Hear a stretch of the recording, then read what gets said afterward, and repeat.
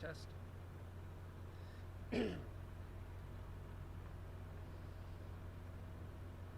I can't see you guys, so someone's gonna have to shout when you're all ready.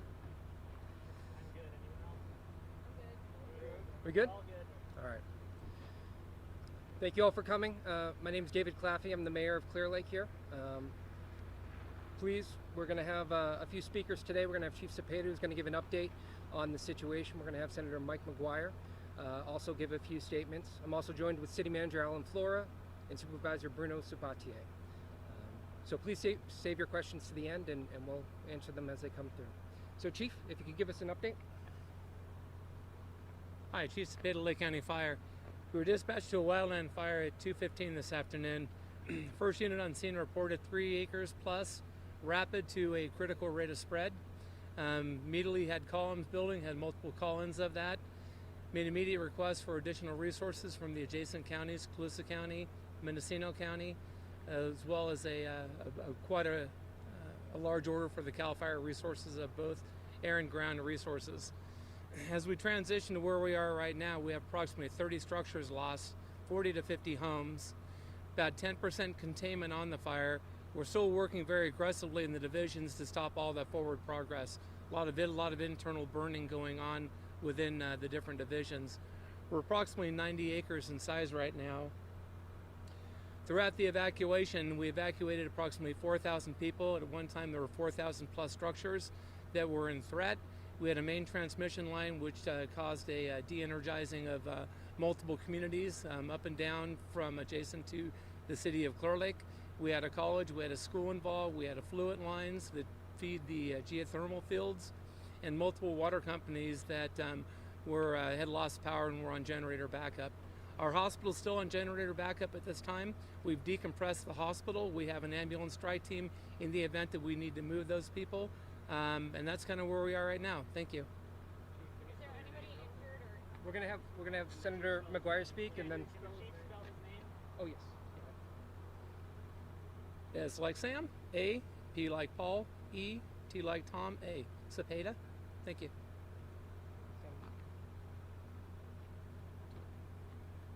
Good evening. My name is Mike McGuire. Honored to be able to represent Lake County in the California State Senate and also Senate President. What I wanted to be able to do is provide an update about state assistance, what this is looking like tonight, of course, in the hours and days ahead, and as we look to rebuild here in the city of Clearlake.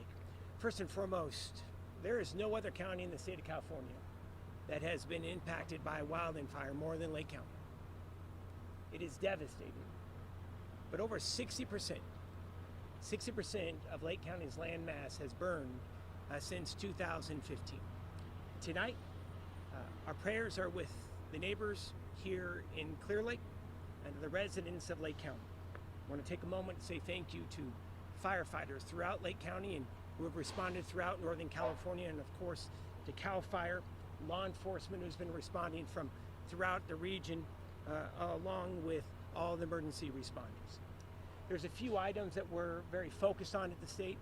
Right now, this is 100% local response fire, meaning this did not happen in the state responsibility area or within CAL FIRE territory.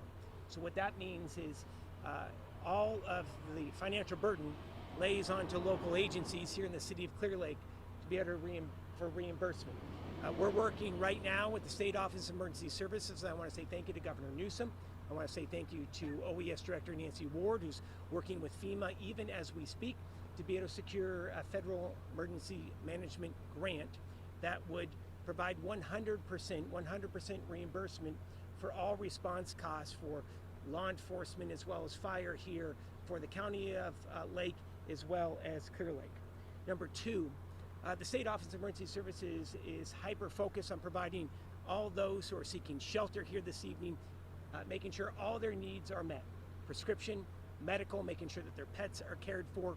We are very focused on delivering the care that is expected at Twin Pine Casinos. Twin Pine Casino here this evening, that is a major focus of ours. We're going to immediately shift to the morning for longer term shelter. So what does that mean? To be able to get folks out of an emergency shelter into longer term quarters. That could be at an extended stay hotel or at an Airbnb, vacation rental. We need to get folks out of shelter and making sure that they're able to provide for their family in a more longer term facility.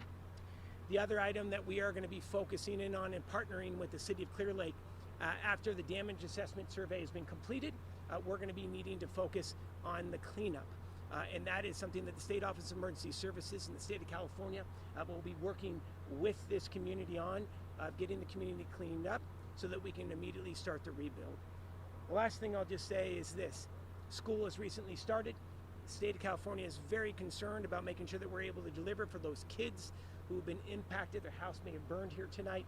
There will be a special focus on families who need assistance with kids, making sure that they have the food, shelter, and supplies that they need to ensure that their student is successful here at local schools. And then we need to be able to get PG&E, and want to say thank you to PG&E for moving so quickly to be able to get the city of Clearlake energized. I'm going to turn it back over to the mayor, and I want to say thank you to the city of Clearlake for their leadership. And the state will be here not just in the hours and days ahead. We're going to be here in the weeks and months ahead. And unfortunately, the city of Clearlake has been impacted so many times by fire, and we will be here every step of the way for rebuilding. And a special thank you to Chief Cepeda, who has done phenomenal work into the Clearlake City Council, as well as to the Lake County Board of Supervisors. Thank you. Thank you, Senator. All right, at this time we'll take some questions. Let's go from left to right here. Alyssa with NBC Bay Area News. At this point, is anybody injured or worse in this? No, we have no reported injuries or fatalities at this time. There's been a very minimal amount of people coming into the emergency room with some respiratory, but there have been no actual injuries identified at this time. Do you know how many have gone into the hospital for this? Wait, one at a time. Do you know how many people have gone into the hospital for those? No, I don't know those numbers yet. There's not been very many because we were on a bypass down there, so there's not been very many people coming in. Well, we're still doing our assessment. We have identified 30 structures. So we want to call them homes yet, but we have 30 structures that are lost. Can you talk about the challenges of fighting this fire? I could see that a number of homes are pretty close together. There was dry garage. They were. I mean, the initial attack on this was evacuation. We had 10-mile-an-hour winds. We, at one point in time, in some of the areas, we had 500-foot flame lengths. When those fires burn, they put off what they refer as ember casting. So those embers are in the column and they landed. We had spot fires from 7th to 10th to 15th to 18th to 19th, 20, 21. So every time we turn around, there was a new spot fire. And there's not a straight line to get from point A to point B. So it was a challenge just to get those people evacuated and try to do the fire stop. Once you get a chance to drive through there, you're going to look at the tremendous amount of structure saved in the amount of impact and the type of fuel loading that was in there and the rate of this spread. Do we know how the fire started? Usually about extent gas arson or No, we have the area of origin, but it's still under investigation. There's nothing so far. What is that area of origin? What's that? What is that area of origin? Is it different from how it was reported? No, area of origin is just kind of where the fire initially started from. How's the forward progress? We're still working on the forward progress. There's a lot of that interior. We still have homes that are partially involved. We're putting those out. So until we get those put out and we reduce that ember casting, then we don't have that forward progress stopped yet. And where is the area of origin? 6th Avenue, it's south of here.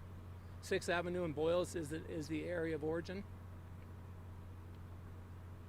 can you talk more about those spot fires, especially early on, as there weren't a lot of crews on site as they were still strengthening in, just kind of the kind of situation they had to deal with as the spot fires? Yeah, so as you're managing this fire, you're trying to actually see the fire in the whole totality.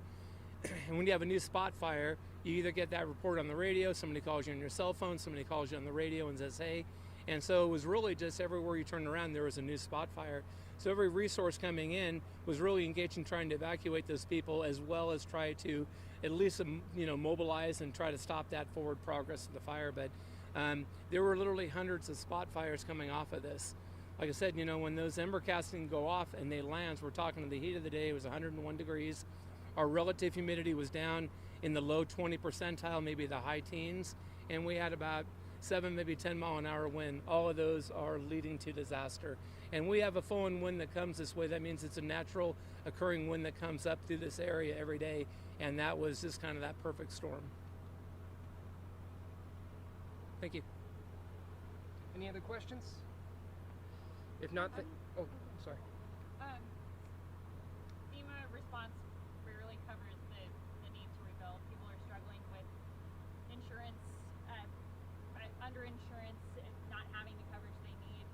What kind of support will you need in this community outside of what FEMA is providing for people to be able to move forward with this? Well, fortunately, we have a wonderful partners over at our county.